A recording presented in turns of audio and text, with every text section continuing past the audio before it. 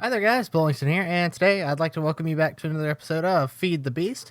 Today's episode, we're going to be showing off some of the changes that I've made since last episode, and I'm going to be talking about some of the stuff that we're going to be doing in the near future. First things first, I think we might as well go ahead and talk about the quarry and the sorting system and whatnot. I have been manufacturing solar cells like a boss all day. Like that's literally all I've done today is manufacture solar cells, and we'll get to that in a minute, but as of right now, the quarry is completely power independent from the factory and everything over there. So it's running on its own set of power here. It's got a single bat box that charges up during the day, and it there's just enough. I put just enough solar cells down so that it will keep filling up. It doesn't go all the way down and run on.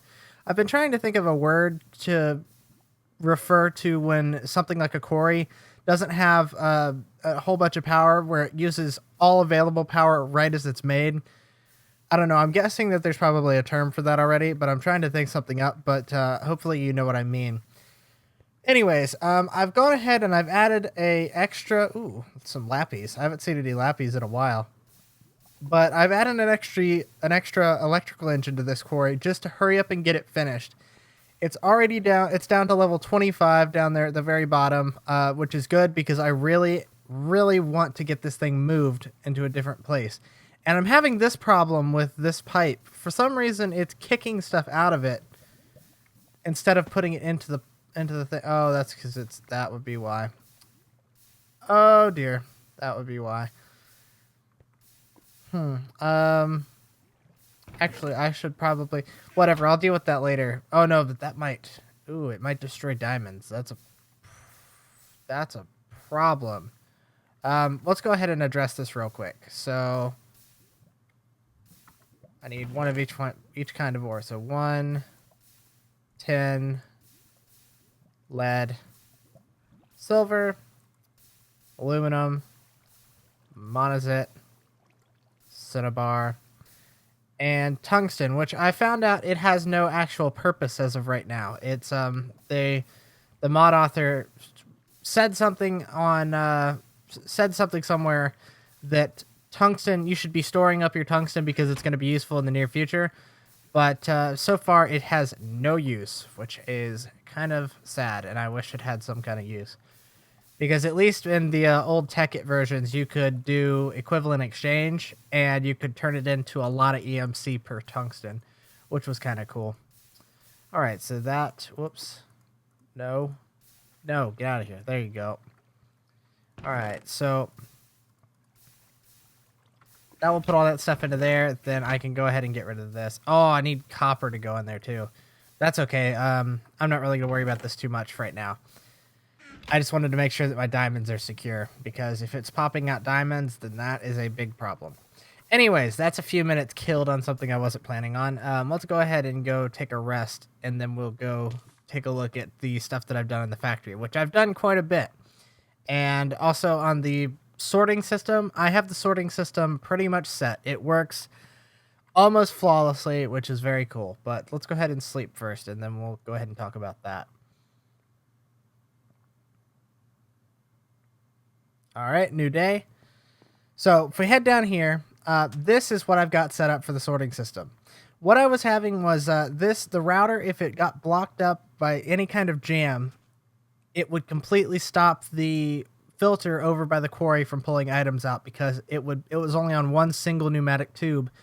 And according to the Red Power wiki, if a block like a filter has a backlog of items, so say that this blue zirconium couldn't go into the router and it had to be sent back. If a filter like that has a backlog of items, it ceases to function, which means it basically is stopped in its tracks. So I've devised this little setup. It's very, very simple. All of the items coming from the quarry go through this pneumatic tube to this chest, which basically means that it doesn't allow for a backup of items unless this chest gets full. But this chest never gets full because I've pretty much sorted the router out to the point where it's 99.5% of the items that go through there have a spot on the wall, and they can go up there and not jam the system up. So even if a jam does occur from the router, all it does is it backlogs this filter right here, which is it doesn't stop the one by the quarry, so that one will still pump, and this chest has a lot of overflow space for it.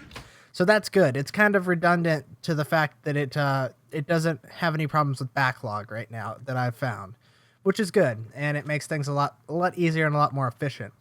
And now that the sorting system is a whole lot better, I can pump directly from the quarries all the time, and I don't have to worry about it. The only modification I've made to the router is I made a bandwidth upgrade, which is some dark iron, I believe it's an egg, and some blaze powder. And that allows it to, instead of doing single items, the router can handle full, it says right there, it moves full stacks at a time, which is very good. And it makes it a whole lot faster doing stuff. Now, this little tidbit over here, this is an ender chest, and I've made 2 of them already, this being one of them, in preparation for moving that quarry, because that quarry is getting really low down to the bottom level. And once that quarry's down, we're going to go out to the wastelands, and we're going to set it up out there and just let it tick away. And I'm going to move all of the solar cells in its bat boxes and cabling all the way out there, so that once it gets down, we can move it out there and just leave it and not have to worry about it. And we're going to have it hooked up to the ender chest so that it will put items into the ender chest, and then the ender chest will have items pulled out of it by this filter, and then it will go into the same system as this one over here. It's pretty cool. It works really well. And from now on, anywhere that I have quarries or anywhere that I have, like if I set up a base somewhere and I am getting a lot of items from whatever I'm doing there, I can just put down another ender chest and have all of my items come back right to here and be put into the sorting system the way they should be. And I gotta say, if you watch as I close this, as I close the ender chest, it's got a really cool model. I really like the ender chest retexture. It's very, very neat. All right, so moving on. I've delved into a couple of different things. First thing is I've gone into a little bit of automation. So before I said that, you're probably wondering how I got all those solar cells going. This little handy dandy machine over here manufactures solar cells. Very cool. Very simple, and it's kind of not perfect, but it works, and it takes a lot of the pressure, or not really so much pressure. It just makes it a lot easier to manufacture solar cells, because all of the ingredients I need to make a solar cell, and this actually needs, we can go put some iron. We need to go grab some iron, and then we can get this thing actually smelting. Iron.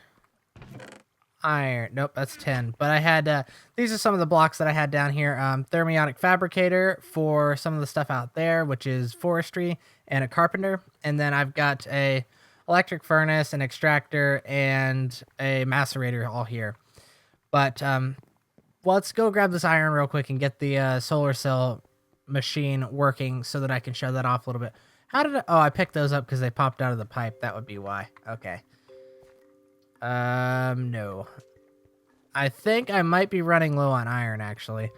Ooh, yeah, I am. That's a shame. Okay, well, whatever. We won't mess with that right now. But I'll go and talk about this machine in a little bit more detail. It's a very simple concept. It basically starts with the raw materials chest. So in this chest, you put stacks of whatever it takes to make solar cells. So it's stacks of coal dust, glass, refined iron, regular iron, copper cables, and redstone. And you put them all in here, and everything is routed through this diamond pipe. This stone pipe that goes underneath here goes to this auto crafting table, and that brings in refined iron. This auto crafting table right here is making iron furnaces that get piped into here to make generators.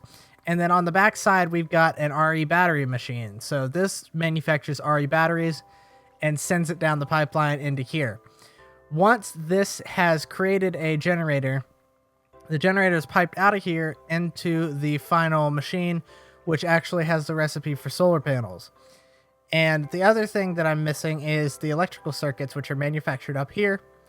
And it's all handled through a single chest, so it's very easy. The only problem that I have with this one in using Buildcraft pipes is that RE batteries only stack up to 16 blocks. So anytime this goes, if this manufactures more than 16, they pop out of this pipe and they sit on the ground and despawn.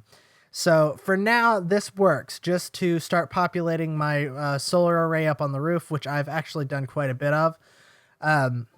It's doing a really good job of helping me get that started, because once I get that started and I have a really good supply of energy, then I can start moving on to a more permanent setup for making solar cells that uses pneumatic tubes and filters and stuff like that. But for now, it works pretty good. And it's made, let's see if I've got any. Yep, I've got 2 in here right now. So we'll go ahead and head up onto the roof. You'll probably notice this glass fiber cable. I have used a huge amount of glass fiber cable since the last episode. I've spent hours looking for diamonds, and I've probably used a few, close to 100 stacks of gunpowder in the mines looking for diamonds with the destruction catalyst. And I never have enough diamonds. I can never get enough of them to make all of the stuff that I need. Which is why I can't move this farm, which this is forestry, and this is an arboretum that's growing rubber trees, because the solar panel machine needs copper cables, and copper cables, you need rubber and copper wire.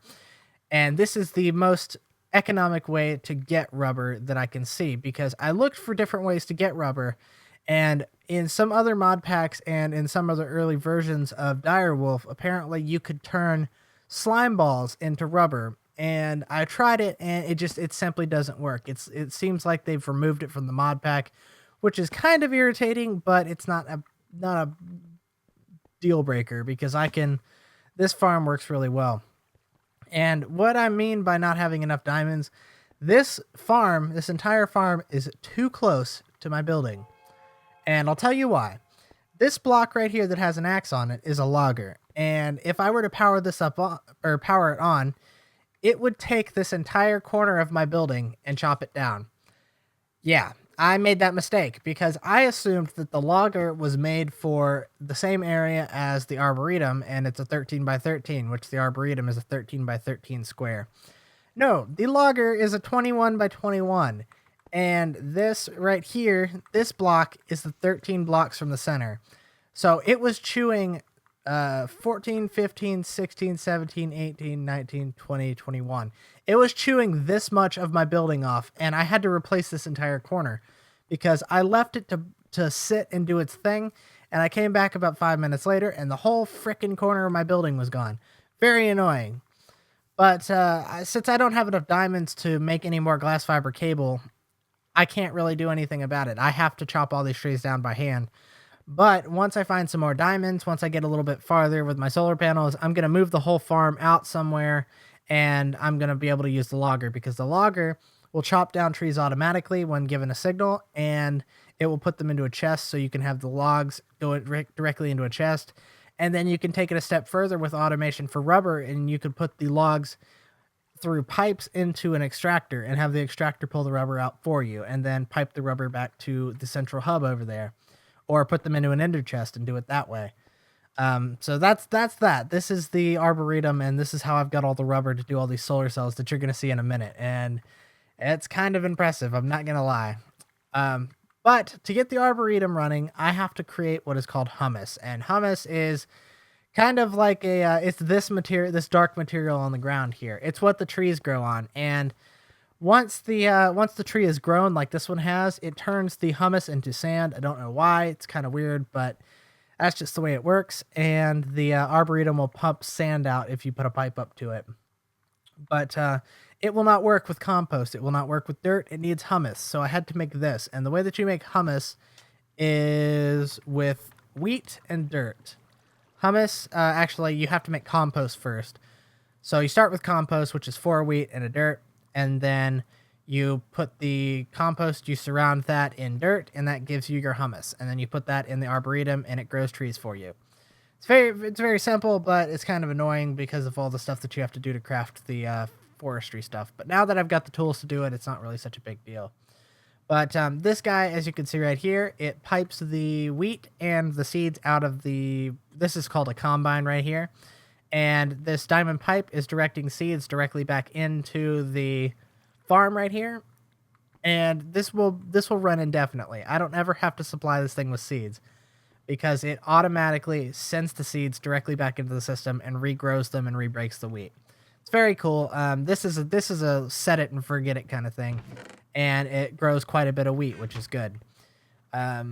There's actually a couple of blocks in the mod Xeno's Reliquary, which I'm going to be delving into later to see if they work. They're actually a certain type of magical lily pad that you can put on blocks of water that will noticeably increase the grow rate of any crops around them.